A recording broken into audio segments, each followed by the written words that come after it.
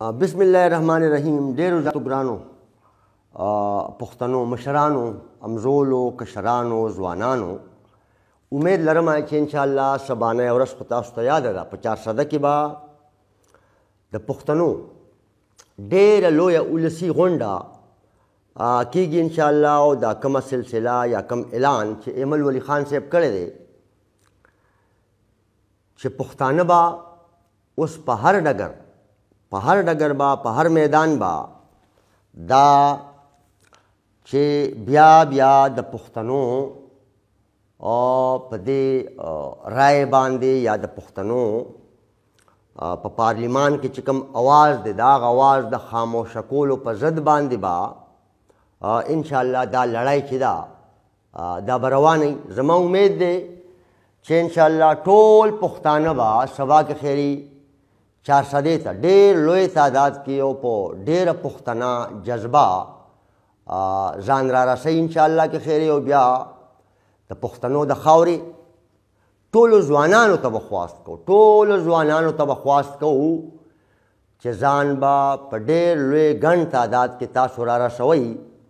او شکریه یې ادا کوم چې په سوشل میډیا باندې هغوی د خپل کام او د خپلې خاورې خلاف چې کوم سازش روان دی، اوږد سازش روان دی، اوږده منصوبه روانه ده، په دې خبره ډېر زیات خوشحاله یو چې پښتانه ځوانان اوس دا چې کومې نوسربازۍ دي یا دا چې کومې ټګۍ دي یا دا چې کومې غلطۍ دي په کوم طرز باندې چې پښتانه یا د بولټ په ذریعه یا د بیلټ په ذریعه باندې چې شناخت وله ختموي په وسیلو یې قبضه جاري ساتلې ده، د مورنۍ ژبې حق یې ترې اخیستی دی، بین الاقوام سره یا ټولې دنیا سره د تګ راتګ او د تجارت لارې بندې دي یا اسلام آباد دا هغه ټول قدرتي وسیلو چې هغه زموږ د کام د روزمره استعمال او د آمدن لوی ذرایع دي په هغې باندې قبضه ده. او که موږ وګورو دا جاري بدامني چې د پښتنو په خاوره د یوې زمانې نه روانه ده د هغې په وجه نه د بهر نه سرمایه راځي او نو ظاهره خبره ده زموږ خپله سرمایه بیا هم د یوې منصوبې او د یو سازش د لاندې پنجاب ته روانه ده. په 8 تاریخ باندې چې یو وارې بیا کوم ناوړی کار شوی دی د هغې په ضد به 400 کې لویه ولسي غونډه وي. ټولو پښتنو ته به بیا خواست کوو چې په دې کې شرکت وکړي او دا ناره چې زما ووټ زما د کام دا دار پښتون ذمه داري ده چې دا هغه دا ناره چې دا بیا پورته کړي او د دې نارې دپاره موږ اوس په دې عملي میدان کې د پارلیمان نه بهر دغه د کام وکالت چې دی دا په شریکه جاري وساتو. موږ دا هم ویل غواړو چې ظاهره خبره ده د پښتنو په وسیلو باندې دا قبضه چې جاري ده د دې دپاره د مذهب کارډ هم استعمالیږي. تاسو به ګورئ چې اوس دې تحریک زور ونیسو نو تاسو نن سوشل میډیا ته وګورئ چې خلکو ته بیا ډېر لوی ځایونه رایاد شي او داسې خبرې ورته رایادې شي چې که هغه خلکو ته دا خبره کوي چې دا ګاونډ کې افغانستان ورته یاد نه راځي. دا په کوم طرز باندې چې د افغانستان پښتنو سره مسلمانانو سره ګاونډ سره چې کوم تذلیل روان دی یا تاسو وګورئ د تګ راتګ دا لار چې دا نیمې دنیا سره دا لار پرته ده. پېښور ګیټ وی ده د هغه وسطي ایشیا ملکونو. نو بیا ډېر عجیبه خبرې چې زموږ په دې وطن کې هغه مذهبي خلک افغانانو نوم اخیستل چې دي هغه ورته هم ناروا ښکاري. خو بیا که بل ځای شي نو هغه سکورینګ به کوي. نو بیا موږ وایو چې دلته مذهب د ذات دپاره او د حکومتي څوکو دپاره استعمالول چې دي هغه جایز دي او بیا به د خپل ګاونډ تپوس هم نه کوي.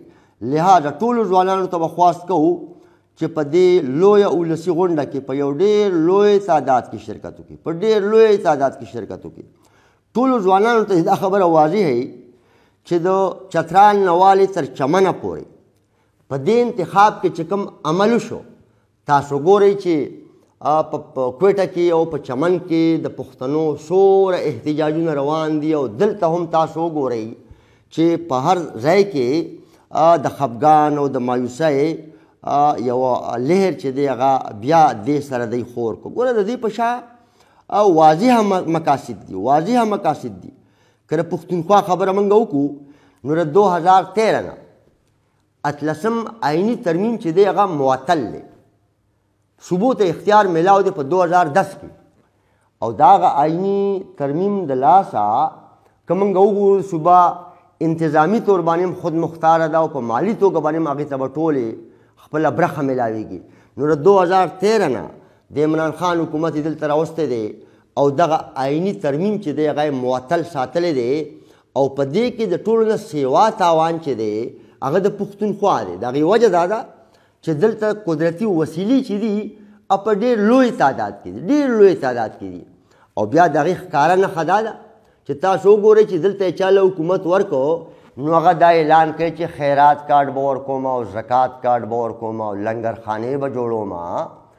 د پښتونخوا ولس بیا بیا یادونه کوي چې وروره مه لنګرخانې جوړوه، مه زکات کارډ ورکوه، مه خیرات کارډ ورکوه. اول درنه دا تپوس کوو چې د اسلام آباد نه به تپوس کوئ ځکه چې تاسو د اقتدار دپاره 126 ورځې درنه خو ورکوله. اوس ګورو چې عمران خان صاحب په اسلام آباد کې د تیلو او د ګیس چې 200 ارب روپۍ اسلام آباد ته قرض دی د پښتونخوا او د چشمه رایټ بینک کینال د جوړولو لګښت چې دی هغه 195 ارب دی. نو کم از کم پکار دا چې عمران خان صاحب اول خو د پښتونخوا د ولس نه معافي مو غواړي چې 10 کاله هغه په پښتونخوا کې 18 آئیني ترمیم معطل ولې وساتو، وضاحت مو کړي، معافي مو غواړي او بیا اسلام آباد کې اعلان وکړي چې د تیلو او د ګیس چې کومه رایلټي ده چې 200 ارب روپۍ قرضه ده اسلام آباد ته چې هغه دوی پښتونخوا له راړي او هغه چشمه رایټ بینک کینال پې جوړ کړي. نو زه بیا د هغې دا چې کوم نامزد وزیر اعلی دی هغه ته ویل غواړم چې بیا به لنګرخانې خلک په خپلو پیسو جوړوي، ته دا تکلیف مه کوه. وګورئ تاسو د افغانستان او د پاکستان د بند تجارتي لارو په وجه باندې دلته په لکونو تاجران دکانداران پښتانه بېروزګاره دي. په کار دا ده چې اعلان وشي چې په 3م ځل یې ورته پښتونخوا اسمبلي حواله کړه چې دا لارې به کلاوي. دا لارې ولې بند دي؟ CCI فورم ته لاړ شي، وزیر اعظم خو به اوس هم د دوی خلاف راځي، دوی خو وایي چې زموږ خلاف دی. په کار دا چې لاړ شي اول ته احتجاج وکړي د دې لارو خلاف. د پښتنو په وسیلو د دې قبضې جاري ساتلو دپاره خو ظاهره خبره ده د اقتدار چې کوم بندربان شو دا ډېره زیاته اوس واضحه ده او نن هر پښتون په دې خبره پوه دی چې دا د پښتونخوا د قامي اسمبلۍ ممبران او د پښتونخوا حکومت په کار نه ده چې دی د بجلی پولونه، ټرانسفرمرې،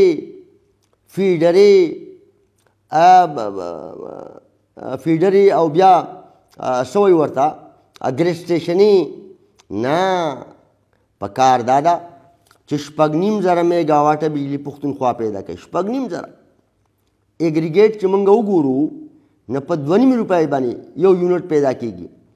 او دا آئین اختیار ورکړی دی پښتونخوا له چې د پښتونخوا هر کور ته به ګیس او بجلی بلا تعطل بغیر د څه رکاوټ نه، بغیر د څه لوډ شیډینګ نه، بغیر د کم ولټیج نه په جایز نرخ، مطلب چې دا پښتونخوا صوبه به د بجلی او د ګیس د نرخ تعین کوي. نو د پښتونخوا بچې اوس دا مطالبه کوي چې د کوڅو غم مه کوئ، د روډونو غم مه کوئ، د ټرانسفرمرو غم مه کوئ، د پولونو غم مه کوئ. د هغې وجه دا ده چې د پښتونخوا بچې په دې خبره پوهېږي چې په هره ضلع کې محکمه موجوده ده او هغه محکمو کار دا دی چې هغوی به ترقیاتي دغه عمل چې دی دا به جاري ساتي. د پښتونخوا اسمبلی او د پښتونخوا په نمایندګۍ چې په قامي اسمبلی کې کم ممبران ناست دي د هغوی ذمهداري ده چې د پښتونخوا کومه مالي برخه ده دا که د AGN قاضي فارمولې په شکل کې د بجلی خالص منافع ده، دا که د تیلو او د ګیس رایلټي دا که زمونږ بین الاقوامي تجارت دی او یا دا که د یوې زمانې نه دلته روانه بدامني ده چې د هغې په وجه باندې سرمایه کاري دلته نه راځي او خپله سرمایه پنجاب ته لاړه، نو باید اوس هر پښتون په دې خبره پوه دی او مدلل جواب هم غواړي او پراګریس هم غواړي. تاسو وګورئ چې بیا موږ دا خبره کوو چې دا سازش ولې دی. پرون د مورنو ژبو نړیواله ورځ وه. هر پښتون دې سوچ وکړي چې دا د پی ټی آی پارټي دا خبره کوي چې عمران خان صاحب د امت مسلمه لیډر دی. موږ ورسره یا اختلاف لرو یا ورسره اتفاق کوو، دا معنا نه لري، خو دا معنا لري چې وضاحت ترې وکړي چې د دې پښتنو بچو نه د مور په ژبه کې د زده کړو انساني حق ولې اخیستی دی. دا یې نشي ویلی، خو موږ یې وایو. دا یې ځکه اخیستی دی چې زمونږ په نسل یې قبضه کړې ده. زمونږ په نسل یې قبضه کړې ده. وجه دا ده چې زمونږ ځوان کل، زمونږ څومره طالب علمان چې دي په هغې کې اکثریت پردی سندرې وایي، یعنې هغوی له دا ذهن جوړ کړی دی. موږ دا خبره کوو هر باشعوره سنجیده فکرمند پښتون او بشر چې زما اوټ زما د کام او هماغه پښتانه ځوانان چې دوی ورته ټایګرز وایي، هغوی دا خبره کوي چې زما اوټ د عمران خان. نه ویژن شته، نه منشور شته، نه سیاست شته، نو د انساني مسلو ذکر شته، نه د هغه مسلو وجوهات شته، نه حل شته. او یو داسې ماحول یې ځکه جوړ کړی دی چې د ټول کام نه د مور په ژبه کې د زده کړو انساني حق اخیستی دی. نو هغه ټول قوم یې په ژبه په دې شکل چاړاګان جوړ کړی دی چې نو د کام په مسلو خبره کوي، نو د کامي ملکیت نه خبر دی، نه د هغه ملکیت د پیداوار کې دلچسپي ساتي، نه د هغې د قدر او قیمت نه خبر دی. نو ځکه بیا هغه زمونږ په فصل باندې قبضه کړې ده او زمونږ هغه نسل پردی سندرې وایي. تاسو وګورئ که زه مثال درکړم چې زمونږ پښتانه ځوانان KFC پیژني. KFC یو بشر KFC پیژني، خو د یونیورسټۍ د طالب علمانو نه که ته تپوس وکړې نو هغوی د NFC نه ناخبره دي. KFC به پیژني خو د NFC نه به ناخبره. دا څه وجه ده؟ دا هم دا وجه ده چې نه غواړي ریاست چې دلته د سیاسي ماحول جوړ شي. تعلیمي ادارې غیر سیاسي کړي دي، ټول ځوانان غیر سیاسي کړي دي، او سیاست چې دی هغه ورته ډېره لویه ګناه ښکاري او لګیا دی په مختلفو طریقو باندې سرکار چې پښتانه ځوانان د خپل تاریخ نه، د خپل جغرافیې نه، د خپل حق نه، د خپل ملکیت نه او د خپل حقدارۍ د دعویدارۍ نه دستبرداره وساتي. تاسو وګورئ موږ سره بیا په شماره کې څومره ټګي کېږي. دا د دې دپاره کېږي چې NFC واډ په هغې کې د آبادۍ خپله برخه ده.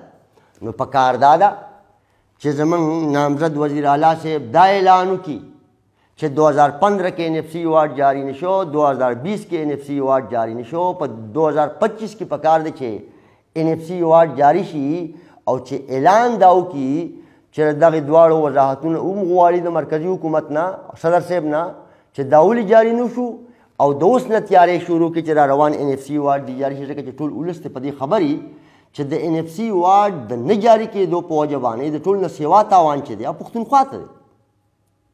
پښتونخوا ته دی. لہذا په کار خو دغه چې دغه وعدې وکړي او دغه اعلانونه وکړي.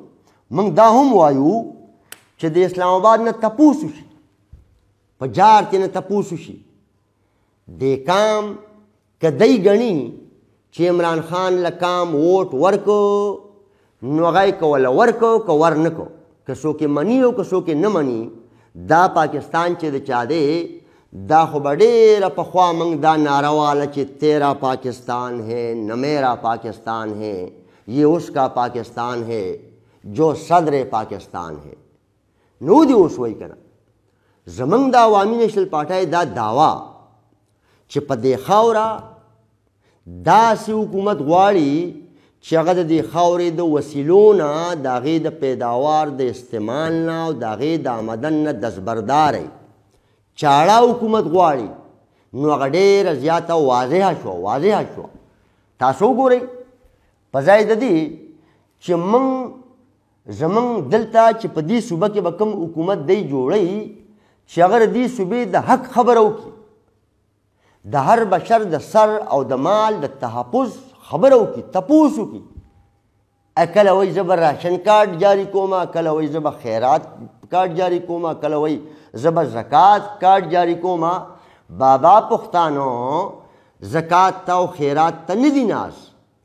پښتونخوا د پاکستان ATM دی، پښتونخوا د پاکستان مالداره صوبه ده.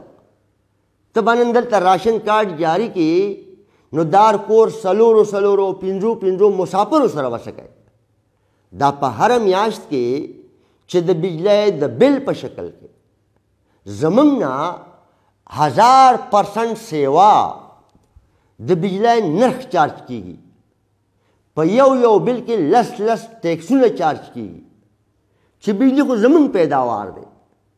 ته موږ لا که کارډونه راکوې نو د هغې نه مخکې اول د دې تپوس وکړه چې دا 4000 میګاواټه بجلی د صوابۍ چې فیصل آباد ته روانه ده اعلان وکړه چې دا بجلی به صوابۍ ته راوړو، دا ټوله پښتونخوا به در سره ولاړئ.